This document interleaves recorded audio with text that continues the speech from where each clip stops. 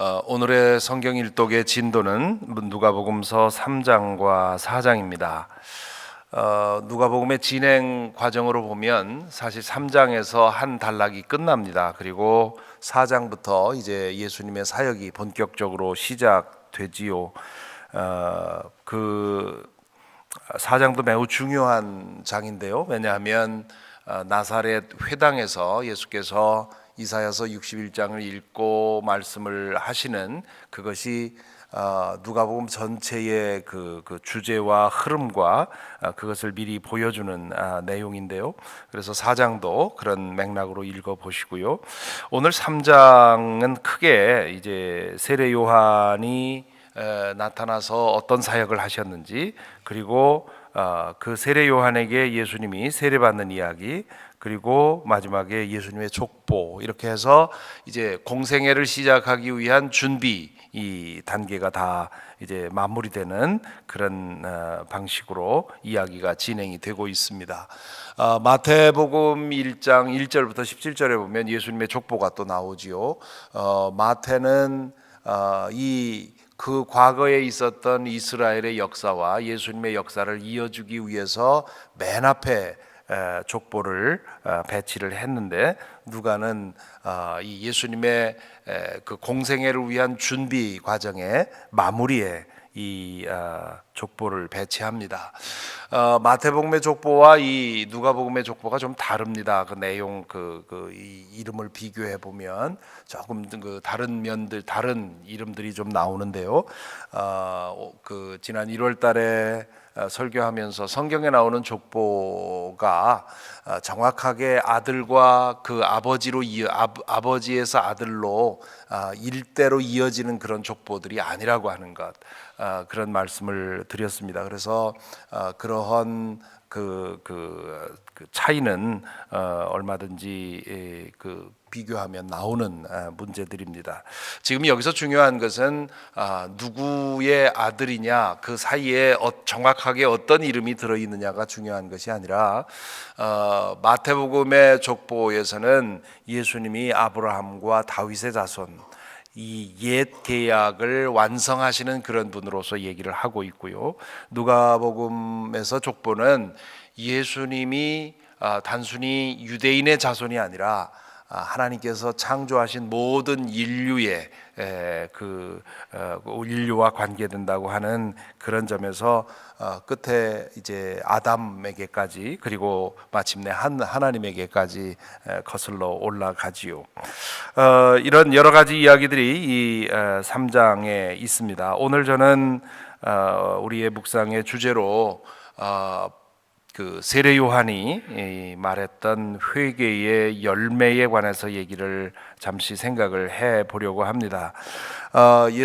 세례 요한이 요단 광야에서 이제 말씀을 전하고 또 회개하기를 원하는 사람들에게 세례를 줬습니다.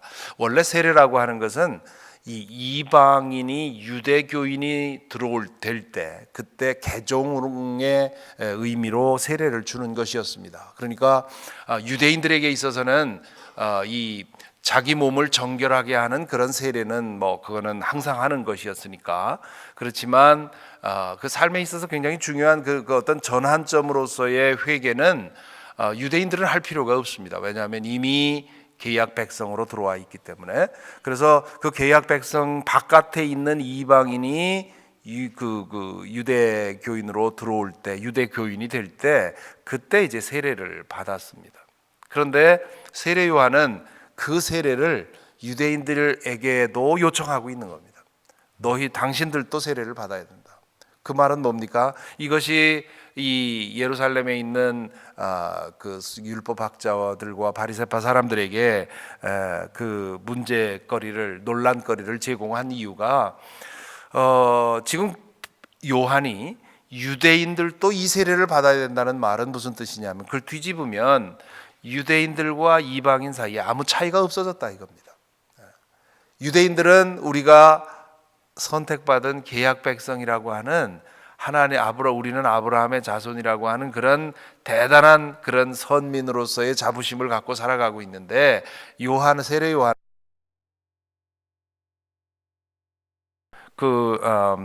8절에 그러지 않습니까? 회개에 알맞는 열매를 맺어라. 너희는 속으로 아브라함은 우리의 조상이다 하지 말아라. 내가 너희에게 말한다. 하나님께서는 이 돌들로도 아브라함의 자손을 만들 수 있다. 이미 이스라엘의 선택, 이 선민으로서의 이스라엘의 특권은 이미 깨져버린 지 오래다는 거지요. 더 이상 우리는 혈통으로 아브라함의 자손이라고 하는 것 그거 하나 갖고 우리는 당연히 하나님의 은혜의 그 수혜자라고 하는 그런 허위의식을 떨쳐버리고 이제 세례를 받고 그리고 회개에 합당한 열매를 맺어서 진짜 선민다운 삶을 살지 않으면 어림도 없는 얘기다. 그런 말씀을 하면서 그들에게 이제 세례를 베풀어 주었던 것이지요. 그것이 이제 회개하는 사람들, 이 요한의 말씀을 받아들인 사람들에게는 문제가 없었는데 세례 요한에 관한 이야기를 소문을 들었던 그 율법학자와 바리새파 사람들에게는 말할 수 없는 그런 모독을 유대인들에게 대한 모독을 하고 있는 것으로 그렇게 이해가 되었습니다. 그래서 미움을 받았고요. 그리고 나중에 이제 헤롯 안티파스에게 붙들리게 되는데요. 그 회개의 열매를 맺어라. 단순히 아브라함의 혈통을 이어받은 그런 후손이라고 하는 것만 갖고는 안 된다. 그렇게 얘기를 하면서 그리고 그 회개도 빨리 해라. 시간이 없다. 그런 그 화급성을 9절에서 얘기를 하지요. 도끼를 이미 나무 뿌리에 갖다 놓으셨다. 그러므로 좋은 열매를 맺지 않는 나무는 다 찍어서 불 속에 던지신다.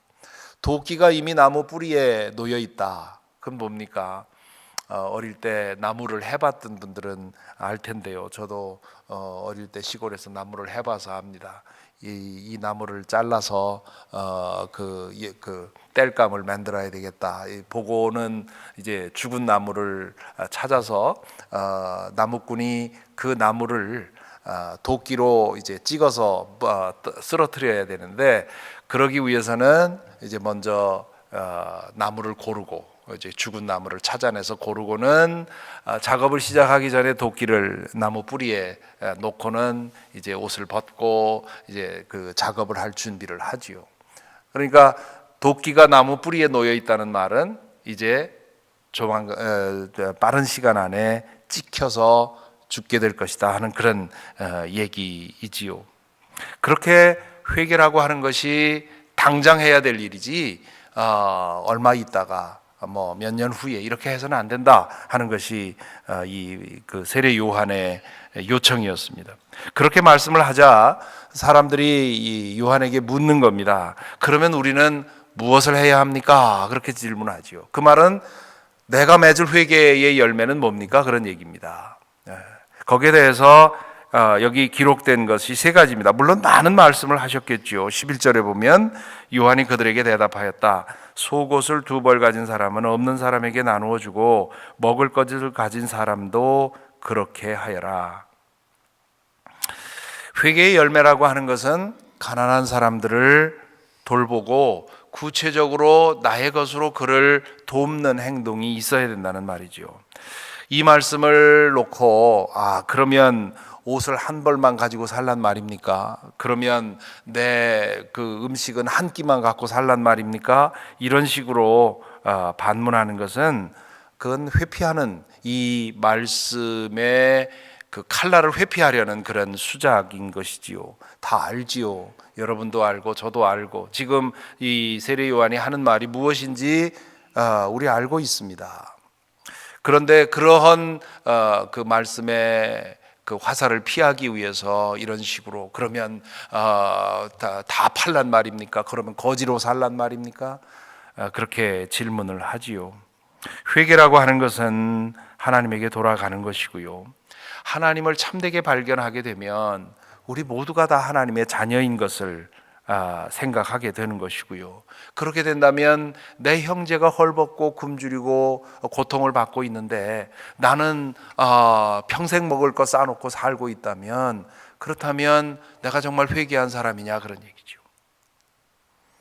물론 뭐 살다 보면 그런 경우도 있더라고요. 그 형제지간에 갈라지고 원수가 되어서 한 형제는 그 고통 속에서 살아도 전혀 돌보지 않고 그저 혼자 잘 먹고 잘 사는 그런 경우도 없지 않아 봤습니다만은, 하나님을 정말 안다면 그럴 수 없다는 거죠.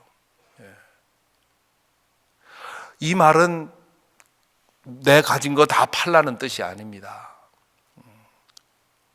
정말 내 안에, 내 주변에 그렇게 고통받는 사람이 있는데 나는 안전한 그런 환경 속에서 그렇게 살아가고 거기에 대해서 전혀 부담을 못 느낀다면 회개한 사람이냐, 그런 얘기죠. 그것이 가정에도 그래야 되겠고, 사실은 교회도 마찬가지입니다. 교회가 이렇게 큰 모임이 되다 보니까 뭐 서로 잘 이름도 모르고 때로는 얼굴도 모르기 때문에 그 사람이 어떻게 사는지 모르는 거, 그냥 일상적인 것이라고 생각을 하지요. 그런데 원래 공동체라고 하는 것은, 믿음의 공동체라고 하는 것은 그런 것이 아니지요. 우리가 그 믿음의 공동체를 이루기 위해서 속회를 만들고 더 깊이 삶의 나눔을 나누라고 하는 것인데요, 초대 예루살렘 교회는 어떤 교회였습니까? 서로 삶의 형편을 알고 서로 깊이 하나가 되어서 살아가던 그런 공동체였습니다. 만일에 그런 공동체 속에서 한 사람은 평생 먹을 거 쌓아놓고 살고 있고 한 사람은 오늘 먹을 거 없어서 굶주리고 있다면 그건 공동체가 아니지요. 회개한 사람들이 아니지요. 하나님 안에서 우리가 모두 다 형제 자매라고 한다면 다른 사람의 삶을 돌아보고 그 사람이 오늘 먹을 게 없다면 내 먹을 걸 내어주고, 그렇게 해야 마땅한 것 아니겠습니까? 회개란 우리 마음에서 시작하지만 우리의 손과 발로 이어져야 하는 거지요. 존 웨슬리 목사님이 그런 얘기를 했습니다. 진정한 회개는 돈 지갑의 회개까지 이어져야 진정한 회개다. 신앙생활을 하다 보면, 교회 생활을 하다 보면, 사람을 겪다 보면 특별히 인색해지는 부분이 있습니다. 사람마다 인색한 부분이 있어요. 어떤 사람은 신앙이 참 좋은데 자기 시간 내는 거 인색한 사람이 있고요. 어떤 사람은 시간 내는 거 좋아하고 열심히 다른 사람 돕는 거 좋아하는데 돈에 대해서는 너무 인색한 사람이 있고요. 회개가 우리의 모든 영역에 회개의 누룩이 퍼져야 된다고 하는 거 요한이 여기서 얘기를 하고 있습니다. 두 번째 12절엔 뭐라고 합니까? 세리들도 세례를 받으러 와서 그에게 물었다. 선생님, 우리는 무엇을 해야 하겠습니까? 요한은 그들에게 대답하였다. 너희에게 정해준 것보다 더 받지 말아라. 로마 시대에, 지금 이 예수님 시대의 세리는 로마 정권을 등지고 동족을 착취하던 그런 유대인들이 가장 혐오하던 사람들이었습니다. 왜냐하면 그 세금을 우리가 내봐야 결국 로마 정부에 간다 하는 것도 있었지만, 더 큰 것은 로마 정부에서 예를 들어서 갈릴리에 세금을 1년에 500달란트를 걷어내라 하면 그 갈릴리의 세리장은 1000달란트를 거기서 끌어내서 500달란트를 자기 착복하는 겁니다. 그리고는 그 갈릴리 안에 여러 세리들에게 분담을 해주지요. 너는 나사렛에서 10달란트를 징수해라. 너는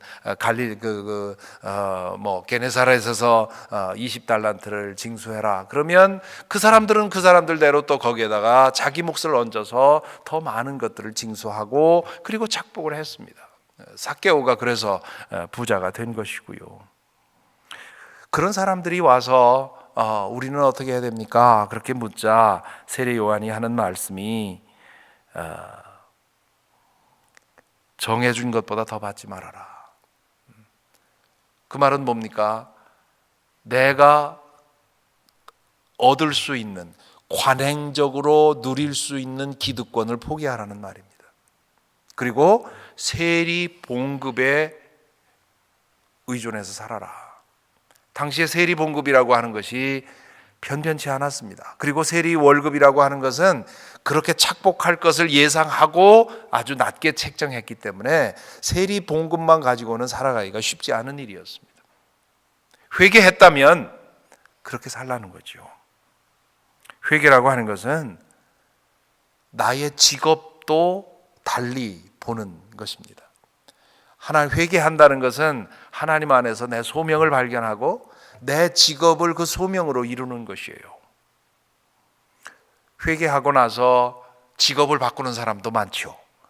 그것도 때로는 필요할지 모릅니다. 하나님이 그걸 원하실지 모르겠습니다. 그러나 더 많은 경우에는 회개하고 나서 내가 행해오던 직업을 계속 하되 그 직업을 그동안과는 다른 태도로 행하는 것입니다. 당시의 세리의 직업은 지금 우리 생각으로는 세리가 와서 우리는 어떻게 하면 좋겠습니까? 그랬을 때 이 세리 요한이 당장 세리 그만둬라. 그렇게 말할 법할 만큼 도무지 정직하게 살 수 없는 그런 직업이었습니다. 그런데 세리 요한은 세리 그만두라고 하지 않고 다만 세리 일을 하되 정직하게 해라. 그렇게 얘기를 합니다. 로마의 이 압제하에서 지금 갈릴리의 이 상황 속에서 유대인 세리가 세리라는 직업을 통해서 어떻게 소명을 이룰 수 있을까? 그런 질문을 하게 되는데요. 사실은 그렇기 때문에 모든 세리들이 다 자기 몫을 착복하면서 동족을 착취하는 것을 관행으로 여기고 있는 그런 시기였기 때문에 오히려 그런 상황이었기 때문에 정직하게 세리의 직무를 행하는 사람이 더 필요했던 것이죠. 모든 세리가 다 회개한 세리가 다 세리직을 그만두는 것이만 능사가 아니라 회개한 세리들이 자신들에게 맡겨진 그 지역에서 징수할 것만 징수하고 정직하게 행한다면 얼마나 많은 사람들이 그로 인해서 혜택을 받겠습니까? 세 번째는 군인들이 오지요. 14절에 보면 또 군인들도 그에게 물었다. 그러면 우리들은 무엇을 해야 하겠습니까? 요한이 그들에게 대답하였다. 아무에게도 협박하여 억지로 빼앗거나 거짓 고소를 하여 빼앗거나 속여서 빼앗지 말고 너희의 봉급으로 만족하게 여기라.